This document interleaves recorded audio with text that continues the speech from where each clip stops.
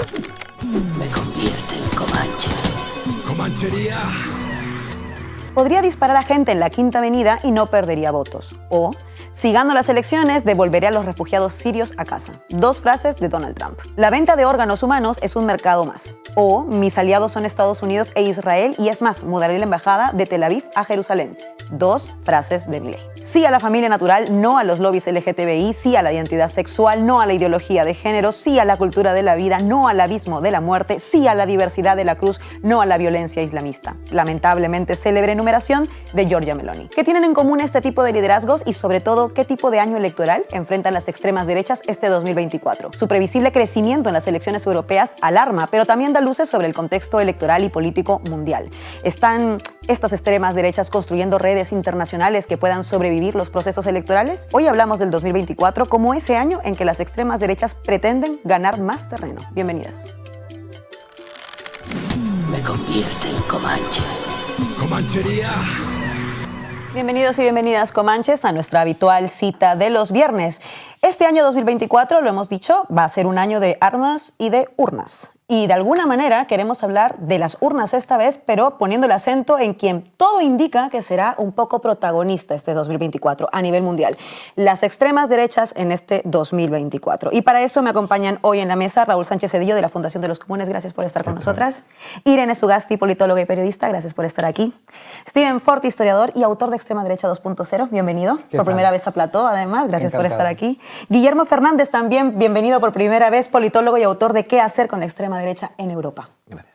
Antes de empezar la reflexión, como siempre, el resumen de Zona Comanche en el punto de mira. El avance de la extrema derecha mundial es incuestionable.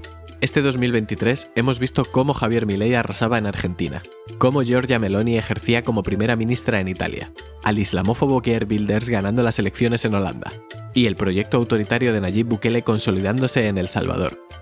Paralelamente, los discursos racistas, negacionistas de la emergencia climática o contra la ideología de género han ido ganando más y más fuerza. Este 2024 será un año clave en términos electorales, y algunos analistas lo han definido como un test de resistencia de la democracia. Más de la mitad de la población mundial reside en alguno de los 70 países en los que se celebrarán elecciones presidenciales o legislativas este año. Entre ellos, varios que son fundamentales para decidir el curso de los principales conflictos bélicos que han dominado 2023: Estados Unidos, Rusia y la Unión Europea. ¿Volverá Trump a la Casa Blanca? ¿Tiene Putin asegurada su victoria en Rusia? ¿Irrumpirá la extrema derecha en el Parlamento Europeo? Hoy, en Zona Comanche, hablaremos del avance de la extrema derecha en tiempos de guerra. Empezamos como siempre con la ronda del primer minuto. Doy una pregunta para abrir un poco juego y empezar a partir de ahí el debate. ¿En qué momento se encuentran las extremas derechas? Empiezo como siempre por mi izquierda. Raúl. En un momento ascendente, sin duda. Tanto en términos de opinión pública como en términos de movimientos, ¿no? Y en términos electorales y de partido. Lo que pasa es que hay varias extremas derechas, no tienen las mismas estrategias, y al mismo tiempo no están dentro de un diseño unificado, es decir, que no estamos ante un eje, ¿no?, de extrema derecha mundial, sino que tienen contradicciones entre ellos, ¿no? Si vamos a Europa, por ejemplo, entre conservadores y reformistas, el grupo donde está Meloni, donde está el PiS, donde está Vox, y los llamados identitarios, Identidad y Democracia, cosa, un guiño clarísimo a Carl Schmitt, donde está pues los que podríamos llamar más protofascistas, ¿no? Salvini, el Fidesz, etcétera, etcétera. Irene. Pues yo diría que absolutamente ya roto y dado por perdido cualquier tipo de cordón democrático, si es que alguna vez lo hubo, que tengo mis dudas. Creo que coincido con Raúl. La extrema derecha está gozando de buena salud. Creo que los discursos que dicen que está en retroceso se equivocan, por desgracia, y sobre todo creo que además sus discursos y los personajes que enalbonan sus discursos están impregnando muchas estructuras diferentes, no solo las electorales o las políticas, desde las judiciales a todo el ecosistema mediático y alternativo. Y creo que eso, por supuesto, tiene mucho que ver con la inestimable ayuda que le han brindado los medios de comunicación durante todos estos años para permitir su ascenso. Aunque ciertamente, no, lo que comenta el compañero, se encuentra dividida, incluso teniendo que cabalgar ciertas contradicciones internas y ciertas cuestiones que le van a costar y que vamos a ver a lo largo de este ciclo del 24. Steven. Comparto en buena medida lo que se ha comentado, es decir, es el mejor momento de la historia tras 1945 para lo que son las extremas derechas o derechas radicales, según algunos. Gobiernan en varios países, pueden volver a gobernar en algunos donde han perdido las elecciones, el caso de Trump en Estados Unidos es evidente. Sobre todo han consolidado un bloque social en la mayoría de los países y tienen, digamos, sus ideas son aceptadas por millones de votantes, por partidos que hasta hace poco se definían democráticos y todavía piensan serlo, es decir, lo que sería el centro-derecha. Y este año electoral es un año donde efectivamente podrían tener resultados muy importantes. Entonces, vamos, no es solo que son ascendentes, sino que están muy consolidadas. Y sus contradicciones yo creo que son mucho más relativas de lo que se piensa y la capacidad de colaborar es notable entre ellas. Guillermo. Sí, yo estoy básicamente de acuerdo. Diría también que, o sea, efectivamente está en un buen momento, pero sobre todo es un momento, yo diría, marcado porque están a la expectativa. Es decir, al final va a haber elecciones en pocos días en Portugal. Chega, están más o menos, las encuestas le dan el 15-16% de los votos. Es difícil que entre en un gobierno, pero bueno, digamos que va a tener un resultado bastante mejor del que tuvo en las últimas elecciones.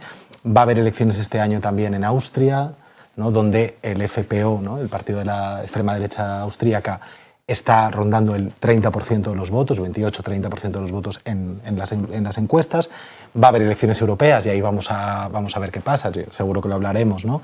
Pero digamos, aunque es difícil, podría ocurrir, es muy difícil, pero podría ocurrir que si hubiera una unión de grupos, el grupo de la extrema derecha fuera el más numeroso dentro del Parlamento Europeo, aunque no tuviera opciones de gobierno, y luego va a haber las elecciones en Estados Unidos. Entonces, la extrema derecha está a la expectativa, yo creo, y la derecha diría que está en una encrucijada de qué hacer. Antes de entrar a materia exacta sobre el escenario electoral, quisiera hacer como una especie de previa que tiene que ver con los liderazgos. De alguna manera siempre decíamos que Trump institucionalizaba un nuevo tipo de liderazgo, o en todo caso el momento más trumpista, y ya se acuña como un sintagma además, con mucha carga política. Y tengo una duda con respecto a Milei. ¿Hasta qué punto podríamos decir que Milei es una representación también de como una especie de nueva fase en este periodo de tipos de liderazgos de extremas derechas?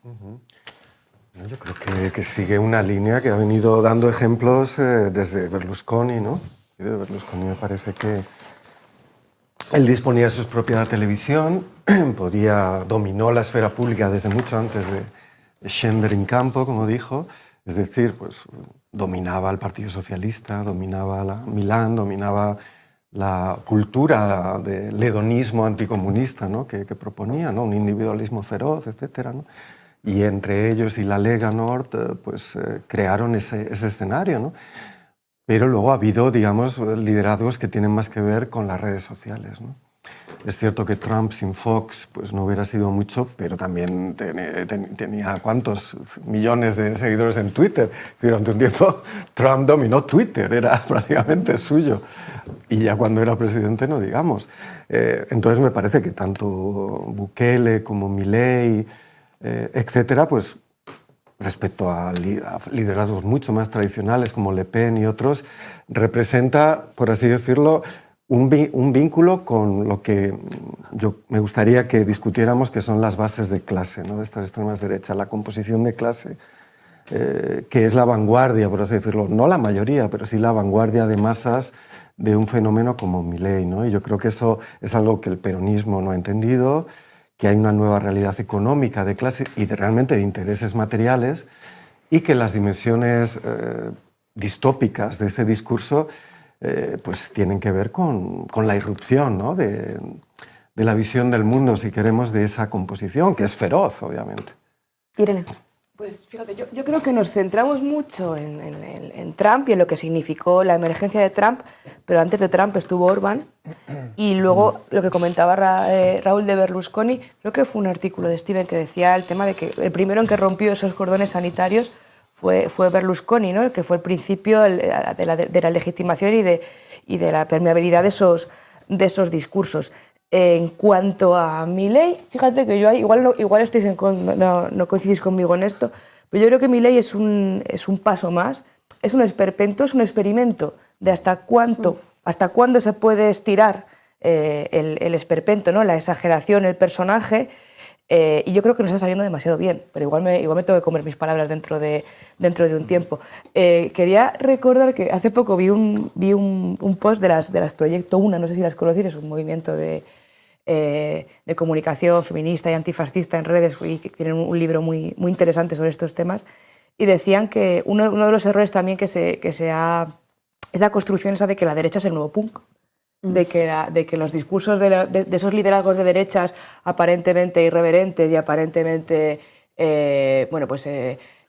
independientes, librepensadores, rompedores contra el establishment es absolutamente mentira. Precisamente comprar ese relato de que la derecha es el nuevo punk o que la derecha nos ha robado el macarrismo es un problema, porque es lo que quieren oír y se alimentan de eso, y no son el nuevo punk, son los mismos perros de presa de los de siempre desde hace 100 años, ¿no? Entonces me gustó mucho y quería traerlas aquí porque eso, de punk no tienen nada.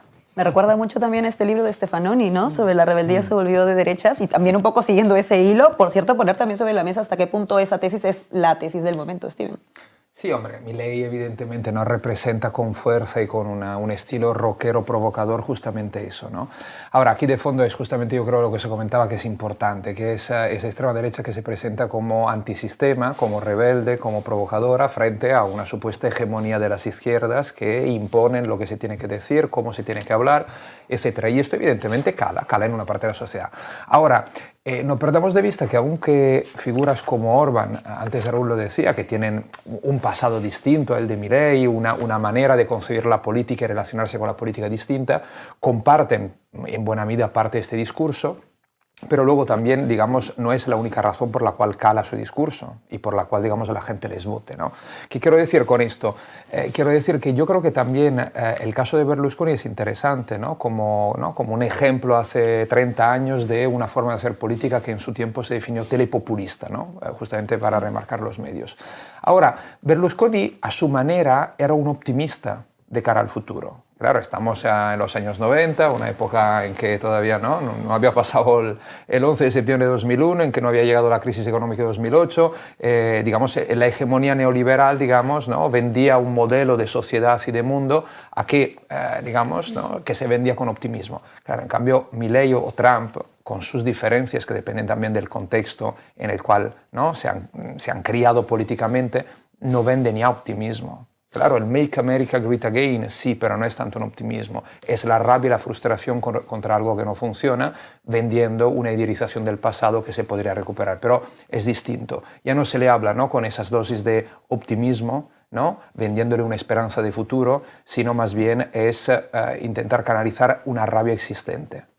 Guillermo. Sí, yo venía pensando a raíz de esto, justo, bueno, estamos en febrero, dentro de un tiempo se va a cumplir, ¿no? 4 años desde el confinamiento, ¿no? Y yo recuerdo mucho, cuando pienso en Milei, en figuras como Milei o en figuras como Ayuso, recuerdo aquellas semanas, aquellos meses, ¿no? en los que todos los analistas políticos decían, no, de aquí va a salir un mundo, y digamos, esto es la defunción del neoliberalismo, porque es la defunción del individualismo, esto ha demostrado que dependemos mucho más uno de los otros, ¿no? que el Estado es fundamental, que la ecología es un componente. Y resulta que a todos nos ha chocado, ¿no? yo creo, a casi todo el mundo, que una de las cosas que ha salido victoriosas de la pandemia ha sido precisamente un tipo de alternativa política o de programa político que dice, y en eso concuerdo bastante con Steven, ¿no? que dice algo así como: uno, déjame hacer lo que quiera,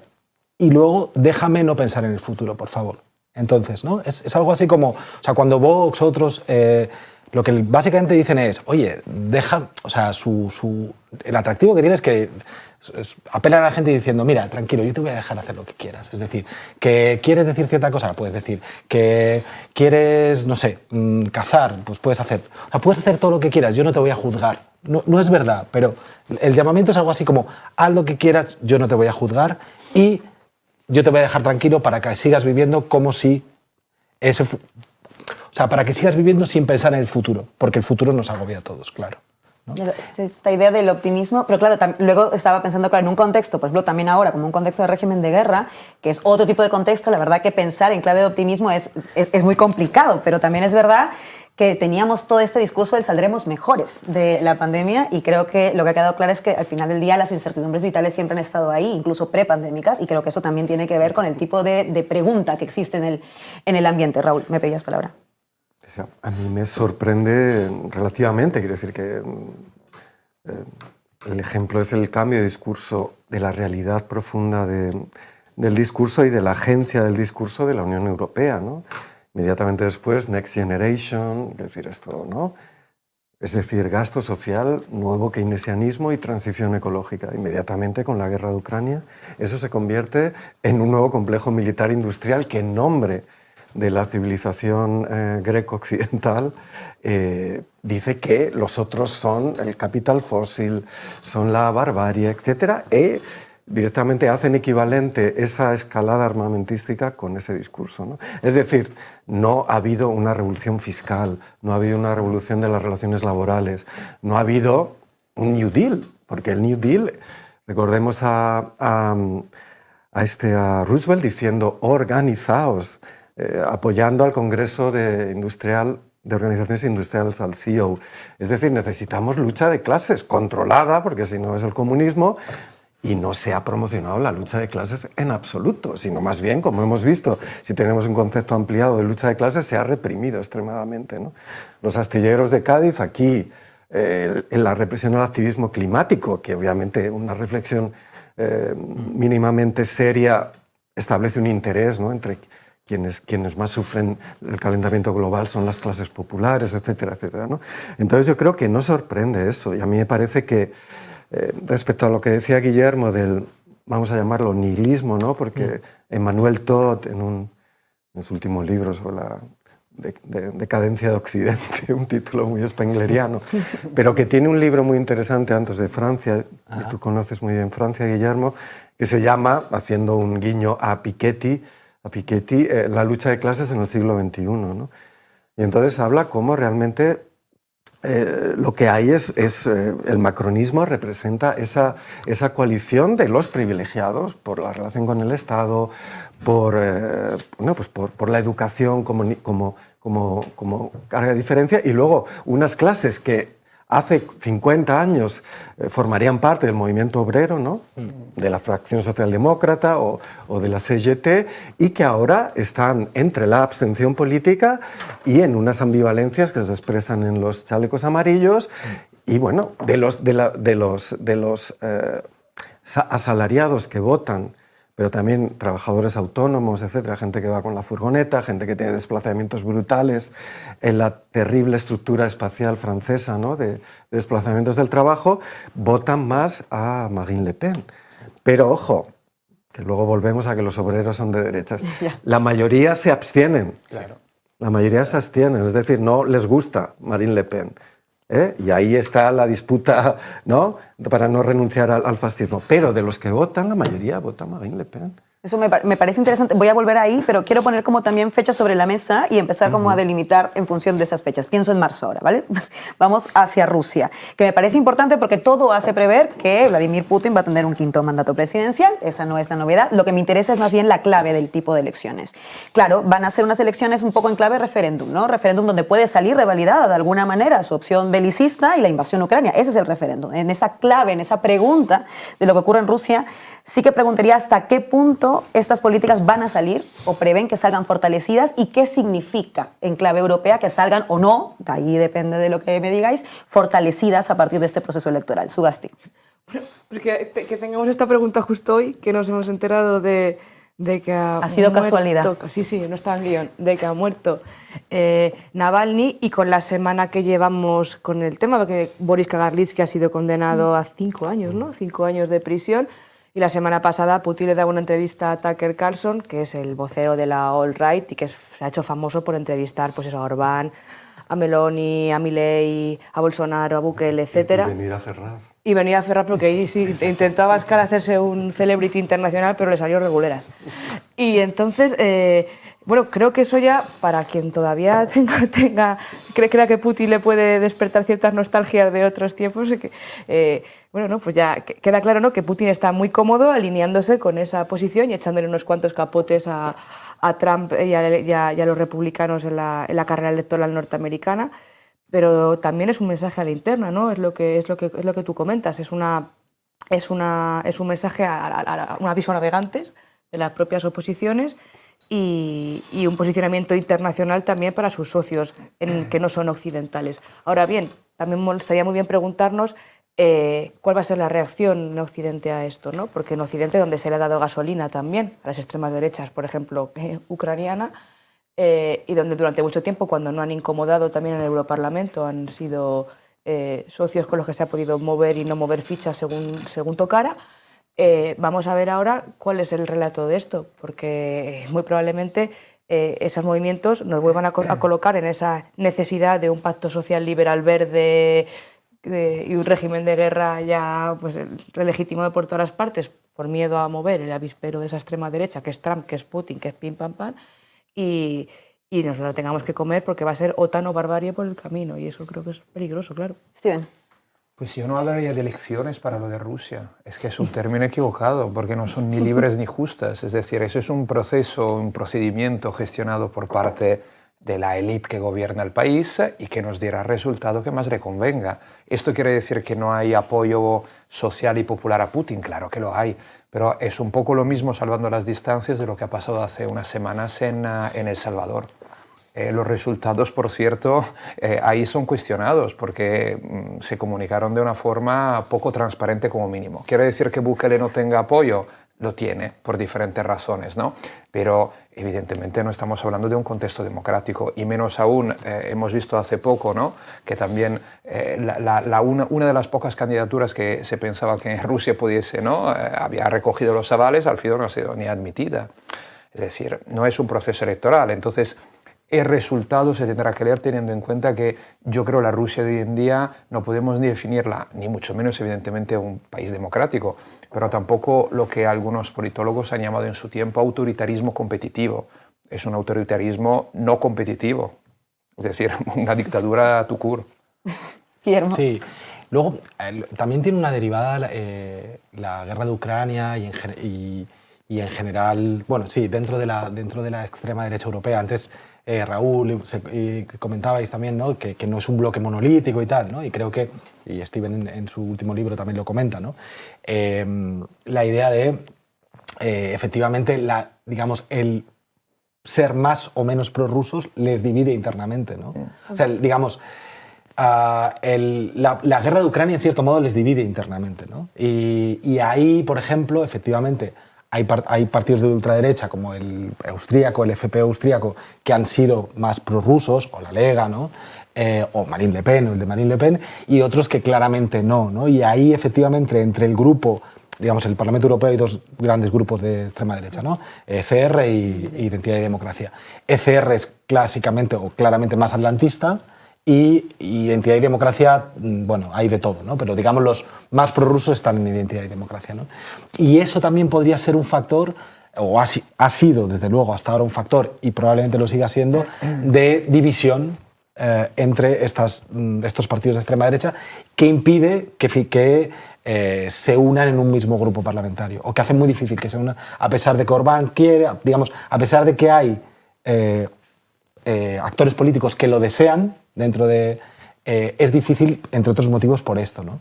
Steven, ¿me pedías? No, brevemente, sí. Eso es fundamental, pero quería añadir una reflexión.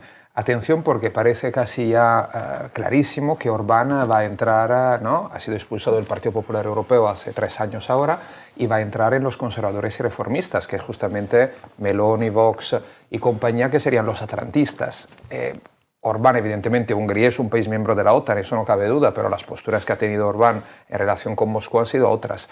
¿Qué quiero decir con esto? Que a mí me parece que, evidentemente, esa división sigue siendo crucial, pero puede haber, yo creo, bandazos o situaciones bastante inesperadas. ¿Por qué? Porque en este momento también hay una competición, no ya subterránea, sino evidente, entre Identidad y Democracia y los conservadores y reformistas europeos, de cara a las elecciones europeas, para ver quién va a ser el grupo parlamentario con más diputados. ¿Por qué? Porque muy probablemente con la bajada de Macron y entonces de los liberales, uno de las dos formaciones de los grupos de extrema derecha será el tercer grupo tras populares y socialistas. Y entonces, bueno, ¿Qué pasará?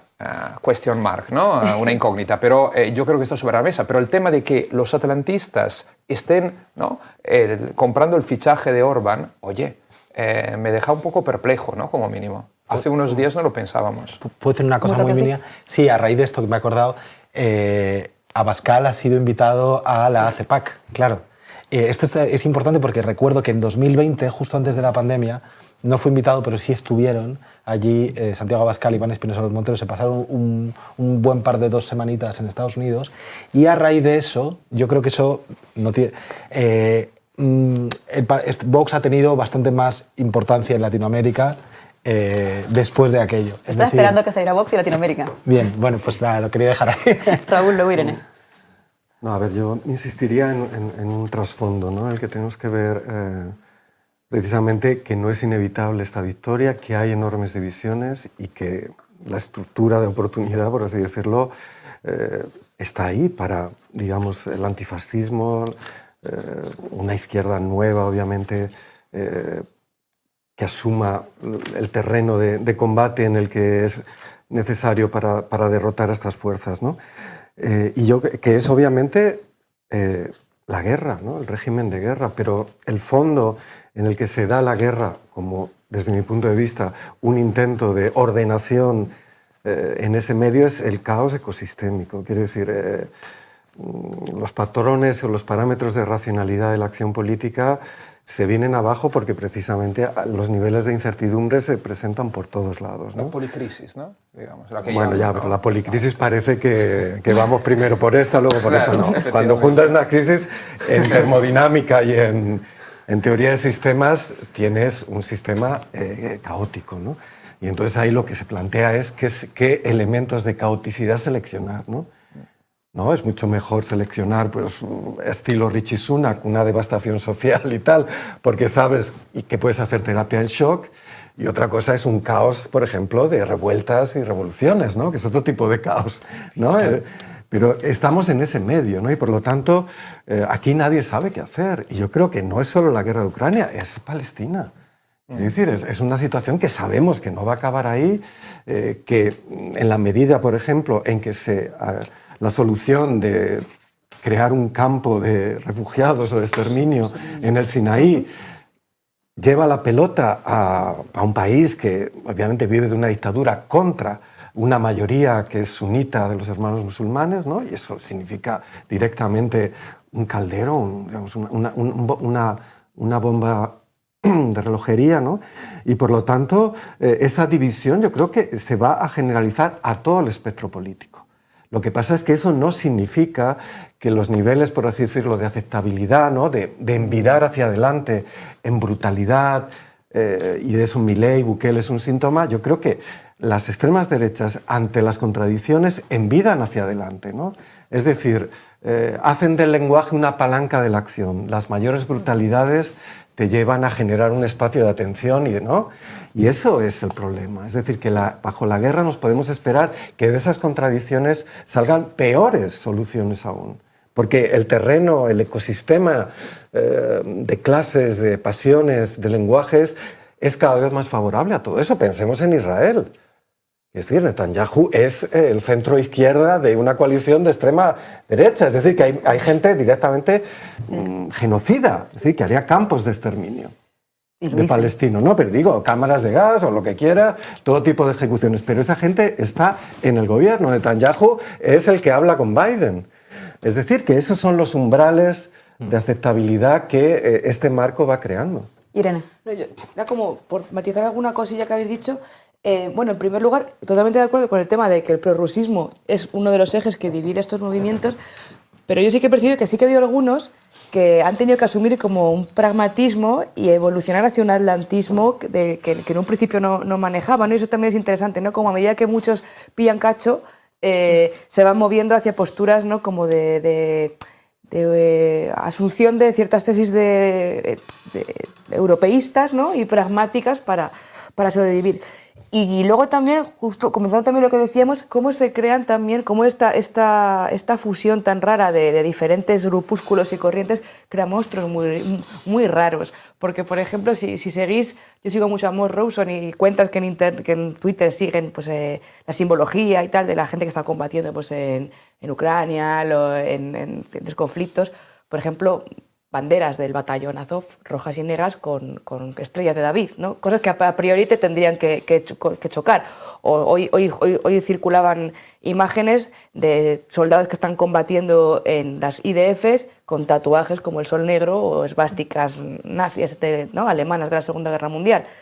Que creo que también esos engendros raros, o bueno, tenemos una cosa más de andar por casa, ¿no? Pero tenemos una católica apostólica romana como Isabel Díaz Ayuso siendo la llave para el sionismo en Madrid y en nuestro país. Entonces, también es interesante ver cómo van evolucionando en sus propias corrientes y asumiendo también ciertas como contradicciones históricas que en realidad, bueno, pues las cabalgan con bastante facilidad. Y por acabar, hablaba Raúl de antifascismo. Yo creo que igual que nos pasamos mucho tiempo teorizando qué es el fascismo, qué es a qué tenemos que poner la etiqueta de fascismo, si hay un matiz entre fascismo, extrema derecha, ultraderecha, tal, es urgente que definamos también qué es antifascismo. Porque, por ejemplo, mucha gente se entusiasmó con las movilizaciones en Alemania de hace bien poco, ¿no? Contra la extrema derecha, cientos de miles de personas en la calle, pero esos mismos cientos de miles de personas eran las que no tenían duda, que las encuestas mostraban que estaban muy a favor de reventar a bombas a las palestinas y de meter en la cárcel a los activistas en su propio país. El antifascismo del PSOE de Sánchez para las elecciones es el mismo antifascismo que luego ha hecho las infiltraciones policiales en los movimientos sociales, las hostias en Melilla o la subida al 2% del gasto militar en la OTAN, ¿no? Entonces, creo que las personas de la izquierda tenemos que convocarnos también en qué antifascismo queremos articular y qué antifascismo queremos poner en práctica para generar una alternativa, ¿no? Y creo que no lo tenemos claro. Me gusta porque acabas de poner también el eje un poco más europeo. Quiero ahora, de hecho, migrar hacia junio, donde van a ser las elecciones europeas. Se prevé, ya ha salido en la mesa, de que va a haber un aumento, digamos, en ese bloque. De hecho, en una encuesta publicada en The Conversation, las fuerzas de ultraderecha y nacionalistas europeas podrían sumar 180 escaños, 50 más de los que tienen actualmente. No me interesa tanto pensar en las consecuencias, porque creo que las podemos intuir. Un poco ahí Irene ha dado también algunas claves. Sino quiero pensar en esto otro, en Manfred Weber, el líder del PP europeo, que, por cierto, lo voy a citar porque señaló las líneas rojas para los pactos con la extrema derecha. Y planteó esto, lo voy a citar. Todos los aliados con los que trabajamos deben ser, en primer lugar, pro-europeos, es decir, constructivos a nivel europeo. Deben ser pro-Ucrania y pro-Israel. Y deben ser pro-Estado de Derecho. Y estos tres criterios clave definen nuestro cortafuegos hacia la extrema derecha. ¿Qué nos está diciendo esto? ¿Hasta qué punto nos parece que Weber dice mucho más del momento en el que estamos y qué nos esperamos de junio? Steven. Pues dependerá de los resultados, evidentemente. Breve paréntesis antes de pasar a Weber porque se conecta. Yo creo que lo más probable es, a menos que no haya una revolución en los resultados electorales inesperada en junio en Europa, que la mayoría actual se debería mantener en la Comisión Europea, ¿no? Populares, liberales, más socialdemócratas. Pero ¿con qué diferencia? Que como ha pasado realmente en los últimos 2 años, los partidos miembros de los conservadores y reformistas europeos pesan muchísimo en todas las votaciones e influyen mucho. Es decir, entonces, aunque no cambiase la mayoría parlamentaria, que podría en algunos supuestos, ¿no? Quitando los socialdemócratas e incluyendo los conservadores y reformistas de Meloni y Vox, pero lo veo bastante difícil, más bien mantener los equilibrios actuales, pero con un peso cada vez mayor externamente de la extrema derecha atlantista. ¿Y qué nos viene a decir Weber? Efectivamente lo que ha pasado en los últimos años, que si se gobierna con una extrema derecha que es atlantista, formalmente europeísta, que no es euroescéptica y quiere salir del euro, pues mira, al final son unos buenos chicos, ¿no? Y podemos pactar con ellos. Weber hizo campaña para Forza Italia y la Meloni, que era al final la candidata de ese espacio político de la coalición. Sabemos que también en España aceptaba tranquilamente un pacto PP-Vox. ¿Cuál es aquí, yo creo, la cosa interesante? Es Polonia. En Polonia han cambiado las tornas, veremos hasta qué punto, porque hay muchas dificultades, y ahí hay un gobierno que va desde la derecha de los populares hasta la izquierda socialdemócrata. ¿Y quién es el líder? Es Tusk. Tusk no es una persona, un personaje político de segundo plano a nivel europeo. Fue presidente de los populares, presidente del Consejo Europeo, evidentemente, pactar con los conservadores y reformistas, es decir, con los que le están haciendo la guerra sucia en su país y que han gobernado con mano dura en los últimos 8 años, ley y justicia, va a ser complicado. Entonces, aquí el tema será dentro del Partido Popular Europeo y atención, Weber no tiene siempre la sartén por el mango. Tampoco la tiene Ursula von der Leyen y tampoco la tiene Tusk. Pero ¿qué quiero decir con esto? Que es un escenario abierto y dependerá mucho no solo de los resultados, sino de al final cuál será la decisión del PP europeo. Guillermo. Sí, yo estoy muy de acuerdo. De hecho, recuerdo, Steven lo sabrá mejor, pero hace un tiempo, 2 años o algo así, tú escribiste un artículo en Contexto, me parece que era, hablando precisamente de que muchas veces nos fijamos, ¿no?, en la extrema derecha, de hecho, digamos, el centro de gravedad quizás está en la derecha, es decir, en la primera intervención decía, la extrema derecha está en la expectativa, la derecha está en la encrucijada, ¿no? Efectivamente, esa es la cuestión, es decir, que al final la derecha tiene qué influencia va a tomar, ¿no? Y ahí el problema del ECR, el problema de esta extrema derecha atlantista, es que tironea mucho e influye mucho en ciertos sectores del Partido Popular Europeo, ¿no? No en vano es una escisión, en cierto modo, del Partido Popular Europeo, ¿no? Entonces, bueno, yo creo que ese es un elemento, ese es un elemento clave para ahora y para los próximos años. Es decir, hacia dónde va a evolucionar la derecha clásica, hacia dónde está evolucionando en realidad, ¿no? Y cómo se está partiendo o cuánto más se va a partir. Creo que la extrema derecha espera que se parta más y aprovechar o integrar, ¿no?, a una parte de esa extrema derecha, ¿no? Y, bueno, para volverse, digamos, el polo hegemónico dentro de la derecha, como pasa en Italia, por ejemplo, ¿no? Y luego una pequeña cosa con respecto a una cosa que decía Raúl, que creo que tiene mucha razón, ¿no? Él lo decía sobre Milei, bueno, yo lo aplico sobre Milei. Muchas veces cuando estamos hablando de Argentina parece como Milei está sembrando el terror, que esto va a explotar y que va a ser para bien. O sea, digamos que de ese caos va a salir algo bueno. Y en realidad yo sí que huiría de ese mecanismo, para decir, ojo, que del caos que siembra y que va a seguir sembrando Milei, pueden salir cosas peor que Milei. ¿No? O sea, que no tiene por qué ser, o sea, que la salida no tiene por qué ser buena o buena para nosotros, ¿no? Pero bueno. Claro, que su fracaso no necesariamente es una buena noticia. Exactamente. Ya. De hecho, me parece interesante esto que acaba de salir, voy con Raúl, pero lo pongo sobre la mesa, esta idea de lo de la derecha en la encrucijada, ¿no? De que dependerá un poco de dónde va la derecha, hasta qué punto, porque yo en esto tengo más preguntas que certezas, pero hasta qué punto puede haber una derecha que ya en este contexto mundial, ya no solo pienso en Europa y por eso pienso mucho en Oriente Próximo, en verdad no ha tomado ya una decisión. O sea, ¿hasta qué punto todavía hay ciertas dudas? Más allá de lo pragmático muy concreto, sino en general, sino ya hay un proyecto de alguna manera y la derecha también se está dejando arrastrar porque termina siendo su proyecto. Raúl. Sí, esto es interesante porque gracias por decir centro de gravedad, porque me parece, no por la publicidad del programa que hacemos, sino porque, y por Battiato, sino porque me parece un concepto muy importante para entender por qué, ¿no? Porque, ¿qué es la gravedad? Según la teoría de la relatividad general, ¿no? Es una deformación del espacio-tiempo, ¿no? Y si queréis podemos hablar de Einstein o podemos hablar de Alicia detrás del espejo, ¿no? Creo que es en esa segunda parte donde Alicia tiene que correr para seguir en el mismo sitio, ¿eh? Tiene que moverse a toda velocidad porque si no el espacio te mueve. Y yo creo que ese es el problema de los marcos en el que estamos. De la derecha, como decía Steven, podría mantener esa mayoría, pero al precio de haber desplazado el marco a dinámicas de guerra.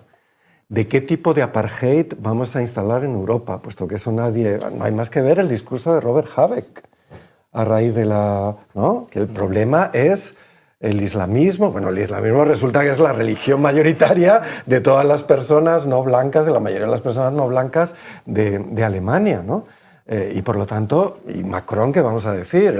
El islamogauchismo, etcétera, etcétera. Y eso es la derecha, digamos, civilizada. Es decir, que ha asumido esos marcos y por lo tanto, ¿no? Es una especie de trade-off permanente, pero siempre a peor.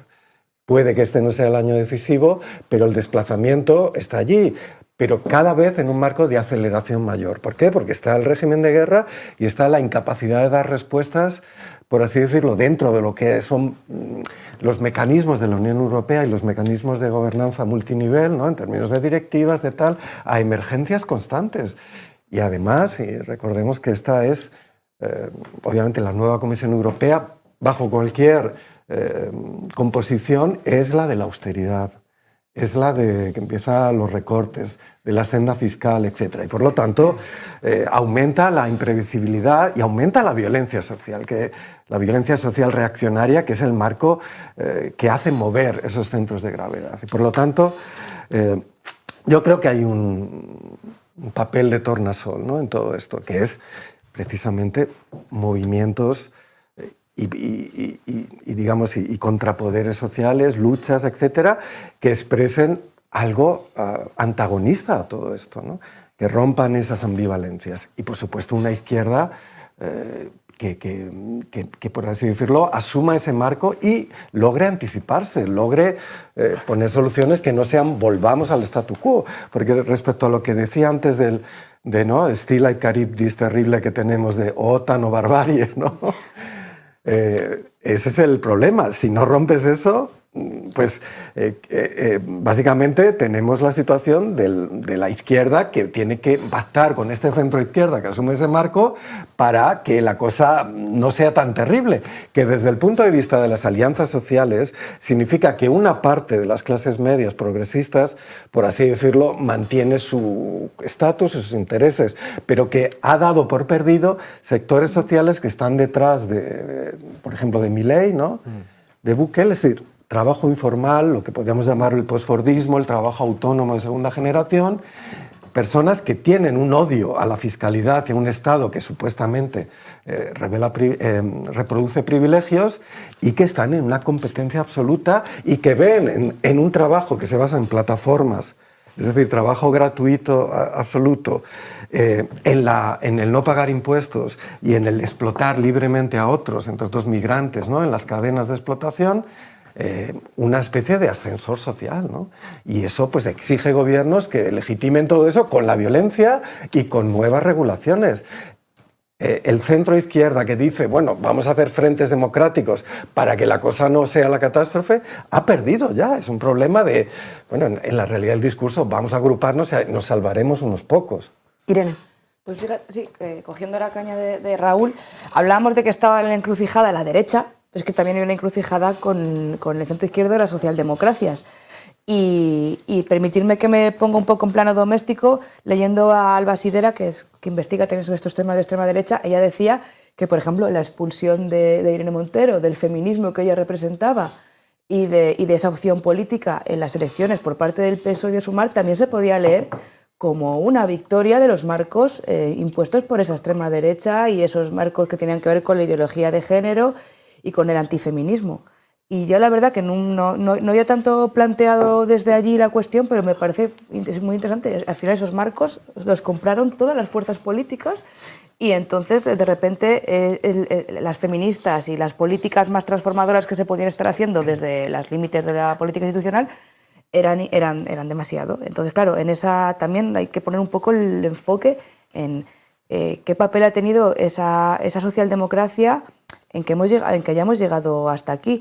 Leí una entrevista de Miquel Ramos que decía que también durante mucho tiempo con esta extrema derecha no solamente ha habido una tolerancia manifiesta, sino también cierta ignorancia sobre el fenómeno desde que se pensaba que eran cuatro cuñados o que eran una minoría o incluso de tomarles por idiotas. Y no tienen nada de idiotas, son estructuras con muchos cerebritos pensando detrás y con muchos recursos para desplegar sus discursos y sus estrategias. Así que creo que esa reflexión también está sobre la mesa. Claro. Steven. No, yo creo que de fondo aquí hay un tema, ¿no?, que está saliendo y tengo, o sea, algunas cosas, digamos, donde yo creo que hay, no sé si hay divergencia con lo que estamos comentando o no, quizás, ¿no? Es decir, yo creo que efectivamente, por un lado, hay que, no digo romper la baraja, como se estaba también comentando, para encontrar una salida, porque si no es como ir aguantando y cada vez va peor, ¿no? Y al final se normaliza cada vez más cosas y entonces dices, para salvar los muebles, bueno, nos agarramos a todo. Ahora bien, Por un lado, yo creo que evidentemente desde las izquierdas hay que hacer un trabajo profundo de volver a dar la batalla cultural, de plantear, ¿no?, muchas cuestiones y vamos, eso daría para otros 5 o 6 programas, ¿no? Pero bueno, para sacar el tema. Pero yo creo que paralelamente hay otra cuestión. Y es un tema que puede parecer resbaladizo desde la izquierda, pero creo que es crucial. No podemos pensar que en una sociedad democrática no tengamos una derecha democrática. Es decir, si damos por perdida la derecha o centro derecha, llamémoslos como sea, derecha mainstream, yo creo que no vamos a ningún lado. Es decir, necesitamos que haya, como hubo, con sus más y con sus menos, tras 1945 en la mayoría de países occidentales, unos partidos que representan unos sectores, llamémosles conservadores de la sociedad, que acepten las reglas de las democráticas y que, digamos, tengan muy claro que con formaciones que en aquel entonces se llamaban neofascistas, que ahora las llamamos de extrema derecha, nuevas extremas derechas, etcétera, etcétera, con los Milei, con los Trump, con los Orbán, con las Meloni, no se pacta.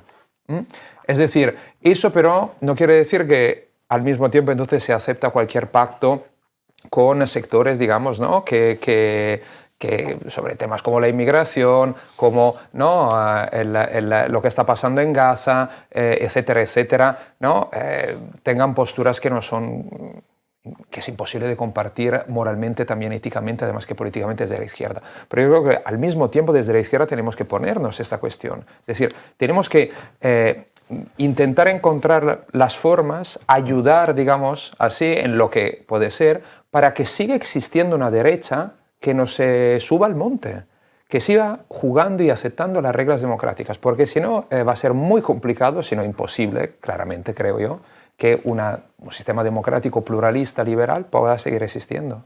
Quiero viajar, porque no quiero que se me pase esto, a Estados Unidos esta vez, a noviembre. Es verdad que se presume, no sé si esto es compartido por la mesa, que Trump tiene todas las de vencer en esas elecciones, y quiero entonces plantear que en todo este escenario que estamos leyendo, y que no es un escenario solamente europeo, que estamos planteándolo en clave internacional, estamos hablando de Palestina, estamos hablando de muchas cosas, es verdad que Palestina me parece particularmente importante en este contexto. ¿Qué podemos esperar que ocurra? O sea, no voy a pedirles que me vaticinen si es que gana Trump o no, porque no voy a ser tan malvada, pero ¿qué esperamos que ocurra si ganara Trump, ¿vale? Si ganara Trump en esta clave, precisamente en Rusia-Ucrania, que me parece importante. Por cierto, quiero recordar que Putin de manera malvada ha dicho que prefiere a Biden que a Trump, justo ayer, ¿no? ¿Qué pasa con Rusia-Ucrania? Y por otro lado, ¿qué es lo que podría pasar con Palestina? No olvidando, por cierto, el vínculo que ha habido Trump-Netanyahu, yo qué sé, recordando, por ejemplo, lo de la embajada, ¿no?, en Jerusalén. Entonces, ¿qué se espera si esa fuera la victoria? Guillermo. Bueno, desde luego sería... creo que ahí la que estaría en una posición muy complicada es la Unión Europea. Creo que los Estados Unidos se las apañarían para recomponer relaciones, para, digamos, jugar, ¿no?, en este escenario, aunque sería, desde luego, implicaría cambios respecto a la administración Biden, ¿no? Creo que ahí la que pillaría completamente en fuera de juego es a la Unión Europea y a su posicionamiento actual, ¿no? Y creo, sobre todo, también hay algo terrible de que estemos dando por hecho que vaya a ganar Trump o de que es posible que vaya a ganar. Y es que eso que se consideraba una anomalía, ¿no?, en 2016, en cierto modo es aplicable también a Milei, una anomalía, una cosa muy rara que ha pasado, pero que bueno, que ya está, va a pasar, va a dejar de pasar. Efectivamente, pierden las elecciones, o Bolsonaro, pierden las elecciones porque concitan una alianza muy amplia, ¿no?, contra ellos, pero que una vez que esa alianza heterogénea alcanza el poder, decepciona obviamente a una parte y luego, digamos, abre paso otra vez a la anomalía, ¿no? Es decir, la anomalía deja de ser anomalía. Lo que es anomalía pasa a ser que digamos, que pierdan. Ellos empiezan a ser los actores siempre presentes. No sé si me he explicado, ¿no? Y eso me parece bastante grave, claro. Raúl. Insisto, si Trump gana significa que lo que quedó en suspenso tras el asalto al Capitolio pues vuelve. Quiero decir, si Trump no fue encarcelado como otros dictadores, ¿no?, como Marcos, ¿no?, etcétera, pues es decir, significa un umbral de un de impunidad absoluta, ¿no? Y decíamos, ¿no? Y decía Irene que el error siempre que tenemos es de pensar que son tontos, que Trump es un imbécil. Bueno, vale, sigamos así. Quiero decir, vuelve a la presidencia, que yo no lo sé, porque hay muchas incógnitas, ¿no? Como por ejemplo el estado del actual candidato, ¿no? Joe Biden, quiero decir que aquello es como de Barrio Sésamo, el profesor Siesta y esos personajes que había, etcétera, que no sabes si están bien o mal. Pero bueno, yo voy a un libro que es muy importante de Michael Pettis, que se llama Las guerras comerciales son guerras de clase, ¿no? Es decir, mientras esa estructura que las políticas de Biden y la legislación de Biden, ¿no? El Better Jobs Act, el Build Better, etc., han solo tocado parcialmente, porque no podemos comparar el Labor Relations Act de Roosevelt, que por cierto solo funcionó durante la guerra, ¿no? Pues el problema es que ese mecanismo ya no funciona cuando tienes pues, una dimensión de cadenas de trabajo que son completamente globales. Es decir, que no puedes hacer un Fordismo avanzado en un campo postfordista, es decir, con formas de trabajo absolutamente que precisan de otros instrumentos que no sea el contrato salarial, por ejemplo, una renta básica, etcétera. Pero sobre todo lo que no puedes hacer es, para conservar o para avanzar en ese programa, destruir Europa, que es lo que están haciendo básicamente, y generar apoyar a Netanyahu, generar un régimen de guerra global. Es un absoluto desastre, ¿no? Es decir, que el New Deal debería ser global y debería ser justamente que esa izquierda o centro-izquierda de Joe Biden hubiera dicho, para combatir a todos los fascistas necesitamos un welfare europeo y yo pongo dinero y Washington, que aquí mandamos en el sistema financiero mundial, hacemos una inversión brutal para, por ejemplo, que todo el mundo en Europa pues tenga 2.000 euros en la cuenta, ¿no? Eso quiere decir, eso es absolutamente, solo tienes que ver lo que se gasta en armas. Vamos, está financiado absolutamente. No hacer eso significa que directamente que lo que yo creo, y esto es un tema que es, creo, tabú, que es la fragmentación de la Unión. Es decir, que la fragmentación de los Estados Unidos de América, la pérdida del carácter integrador del nacionalismo estadounidense es algo brutal en un país, insisto, que es de los más armados, ¿no? La población civil es de las más armadas del mundo, ¿no? Y que está metido en guerras, ¿no? Yo creo que desde ese punto de vista que vuelva Trump es un acelerador, es un mecanismo, es un coeficiente de aceleración brutal de todos estos procesos. Irene. Claro, y a mí, perdonadme la simpleza de análisis, pero es que ¿qué quieres? Guatemala, Guatepeor, Málaga o Malagón, te quiero decir. Habrá gente que no tendría tan claro la victoria de Trump, porque vamos a ver qué cartas pone sobre la mesa los demócratas. Me alegra que eso de pronto no sea un consenso, venga. Sí, no, porque, bueno, lo que tú dices, porque no sabemos qué hay después de Biden y tiene que haber algo después de Biden porque el hombre está gaga perdido. Pero yo la verdad, insisto, con muchas pinzas, pero la victoria de Biden ha sido una catástrofe y una desgracia para, por ejemplo, la gente que lleva 9 años bajo las bombas en el este de Ucrania. Ha sido una desgracia para Palestina. Te quiero decir, las consecuencias de un gobierno de Trump en el plano internacional, pues probablemente también acelerador y devastadoras. Pero creo que quizás la clave está en tener una mirada más, ya que son ciclos tan cortos y como comentábamos, ciclos cada vez más cortos y personajes que vuelven, ¿no? Porque lo de Trump, que parecía una cosa como de que se había acabado allí, ¿no? Retomamos donde nos quedamos, en el asalto al Capitolio. Quizá tengamos que hacernos la pregunta más a largo plazo de qué es lo que de ese régimen de guerra internacional que plantea Raúl, de qué parte va a tirar del hilo Trump en el caso de que ganara y va a seguir proyectando su agenda. Pero, sinceramente, lo que el Partido Demócrata ha ofrecido hasta ahora al mundo y a la propia Unión Europea, que la ha despojado de cualquier tipo de autonomía estratégica, que la ha convertido en un aliado a rebufo de absolutamente todo lo que hacen, pues creo que ninguno de los dos escenarios es demasiado halagüeño y ninguno de los escenarios nos libramos de tener extremas derechas gobernando. Yo creo que volvemos una y otra vez sobre la cuestión de la crisis ideológica y estratégica de la derecha. Si tomamos en cuenta que Biden es de centro derecha o derecha, ¿no? Y Trump es de extrema derecha, al final, esto vuelve una y otra vez. Y por aterrizarlo en el caso de España, antes Steven decía, es muy importante para la democracia que haya una derecha, al menos una parte de la derecha que siga siendo demócrata, ¿no?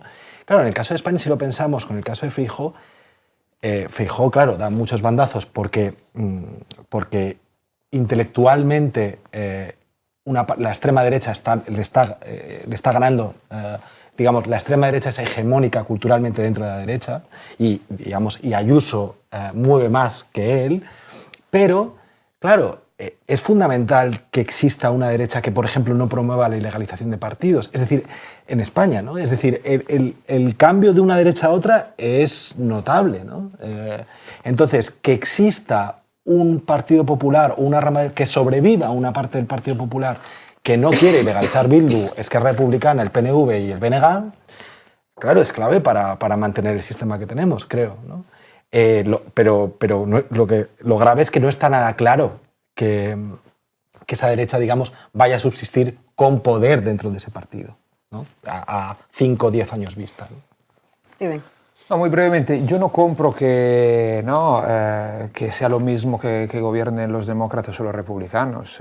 Evidentemente eso no quiere decir que todo sea buenísimo si gobiernan los demócratas, también mirado desde Europa o a nivel mundial, como que todo sea siempre solo malo cuando gobiernen los republicanos y también en el caso de Trump, ¿no? Se tiene que hilar más fino. Ahora, no creo que sea lo mismo porque si no, de verdad, todos los gatos son negros, ¿no? De noche, o como se dice. Esto por un lado. No olvidemos, por ejemplo, que justamente la aceleración de la crisis en Oriente Medio, la responsabilidad principal es de los años de Trump. Los acuerdos con Arabia Saudí, con Marruecos sobre el Sáhara Occidental y todo lo que conlleva para la causa palestina, digamos, también surgen de ahí, ¿no? Y ahí ha habido una aceleración muy fuerte. Y por el otro, yo creo que aquí estamos perdiendo de vista una cuestión que es clave, que es Estados Unidos es una potencia, una superpotencia, que ha marcado la historia mundial prácticamente del último siglo, mucho más claramente tras 1945, aún más si queréis tras 1989-91, que ha entrado en una profunda crisis, y ya está viviendo una crisis brutal. Es una potencia imperial en declive. Y ellos están lidiando con esta crisis. Y de hecho que haya dos candidatos que tengan más de 80 años en la práctica, bueno, uno casi, el otro ya lo tiene cumplido, me parece también un ejemplo paradigmático de la crisis, ¿no? De un recambio generacional, de lo que sería todavía más o menos la principal superpotencia. Entonces, claro, tenemos yo creo que analizarlo también desde ese punto de vista, más allá de izquierda, derecha y todo lo demás. Y eso afecta mucho a Europa, antes lo comentaba Guillermo. Autonomía estratégica, se habla de Europa, bueno. Bueno, Raúl. Afecta a Europa significa que directamente, tanto si gana Biden o si gana Trump, de una manera u otra se exige la remilitarización. González Laya lo acaba de decir, Scholz el otro día, o sea, discursos como que de izquierdas, por eso digo el desplazamiento del centro de gravedad. Pero respecto a una cosa, a mí me parece que es la clave, creo que de esta discusión, por lo que decías, Guillermo, a mí me parece que hasta qué punto es nuestro problema que haya una derecha democrática, o más bien diría, pues que los demócratas de la derecha se movilicen, ¿no? Porque no vamos a hacer nosotros de derecha, ¿no? Como un concurso de disfraces, que somos la derecha democrática votando, porque eso es lo que hacen, ¿no? Y nos ponemos traje, todo eso. ¿Verdad? Con un traje, yo me voy a poner un traje para ser un Pablo Casado democrático. Pero la cuestión es que yo creo que lo que hay que hacer es desplazar el centro de gravedad, es decir, construir un centros de gravedad que hagan que la derecha democrática decida, porque se tiene que aliar con quienes garantizan democracia, ¿no? A partir de propuestas de reparto de la riqueza, de pacifismo, de feminismo, ¿no? de definición no racial y colonial de la ciudadanía, de ataque a la propiedad para construir la transición ecológica, de bienes comunes, etcétera, etcétera. Y esa es la derecha democrática. La derecha democrática se estructura en torno a issues, ¿no?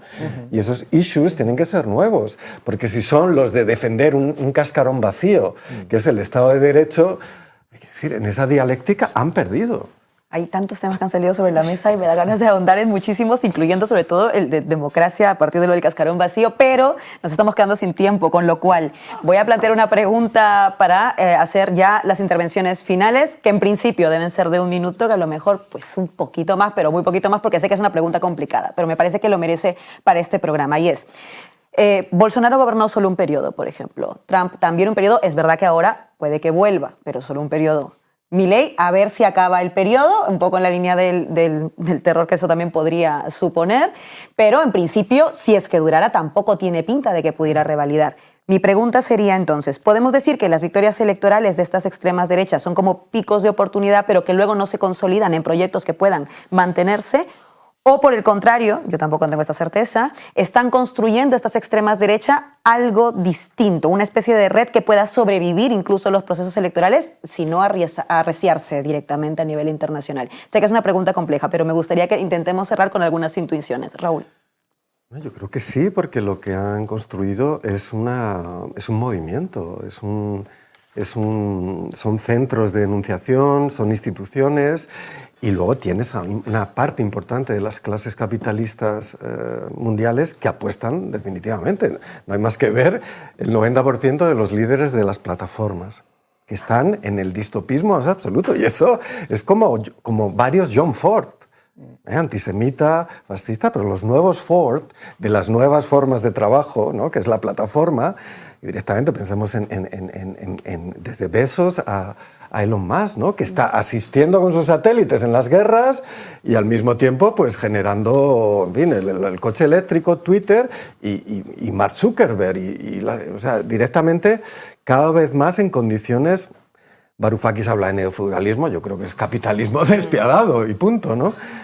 Y por lo tanto, claro que sí. La cuestión es, están haciendo, como en todo proceso, ensayo y error, ¿no? Y por lo tanto, siempre retomas a partir de crisis, haces una recomposición y lo haces mejor, ¿no? Yo creo que Milei es obvio que es muy inestable, pero eso significa que habrá otro Milei. El problema no es el personaje, el problema es los centros de enunciación y los proyectos. Siempre habrá un Milei, siempre habrá un Bukele, a partir de una dinámica que va acumulando, que va generando un estrato de referencia. Irene. Pues fíjate, yo pienso que a la pregunta que planteas, en cualquier caso, tanto por victoria de sus tesis en ciclos cortos o más al medio plazo, como por oposición a que lo hagan, están sirviendo para apuntalar el status quo, para defender la gran capital, para legitimar ese régimen de guerra que parece que nos vemos abocadas sin remedio. Y lo que urge y lo que es urgente es plantear alternativas reales. Y ahí quiero acabar con un tema que hemos tocado poco aquí, porque además estamos viendo que todos estos procesos electorales, al final, quitando 2 excepciones, de las que se podría hablar mucho, estamos hablando de hombres, ¿no? De señores liderando movimientos, además, muy masculinizados. Hace poco salieron un par de estudios que hay que coger con pinzas, pero que son interesantes, de la polarización de género que hay en las generaciones más jóvenes. Las mujeres están haciendo un voto cada vez más de izquierdas y, sin embargo, muchos hombres jóvenes se están viendo más cómodos en esos espacios, ¿no? De antifeminismo, de la debilitación de las estructuras del Estado, antiinmigración, anticomunistas, además con una enunciación clara del anticomunismo. Así que si vemos también dónde se están cargando, dónde tenemos los espacios para la construcción de esas alternativas, vamos a por ellos. Y el feminismo nos va a salvar a todas. Steven. O sea, a los datos me remito. Trump perdió las elecciones con 11 millones de votos más que en 2016. Bolsonaro mantuvo prácticamente el mismo número de millones de votos en 2022, aunque perdió las elecciones. ¿Qué quiero decir con esto? Que aunque hayan perdido elecciones, han consolidado bloques sociales y luego podrán seguir los mismos Trump, Milei y Bolsonaro, podrá ser otra persona que hoy en día no sabemos cómo se llama. Pero que, digamos, ahí están. Y añado 2 consideraciones. Una, miremos a Austria, donde hay un partido de extrema derecha, el Partido de la Libertad, que no solo ha cambiado de líder 3 veces en los últimos 20 años, sino que se decía, una vez que había llegado al gobierno, había perdido votos la primera vez en 2002-2003, hace 20 años. Bueno, pues ya está. Bueno, al cabo de 6 años, otra vez volvió a ganar votos, fue el segundo partido, entró en el gobierno. Ha caído en 2019 cuando se rompió por el Ibiza Gate, el escándalo de contactos con Rusia. Y ahora esta primera formación con el 30%. ¿Qué quiero decir? Que puede haber flexiones fisiológicas, pueden hacerlo mejor o peor, le puede salir bien o mal la jugada, pero ahí siguen. ¿Por qué? Porque las razones que explican el auge de estas formaciones políticas a partir de finales de los años 80, mediados de los 80, siguen ahí.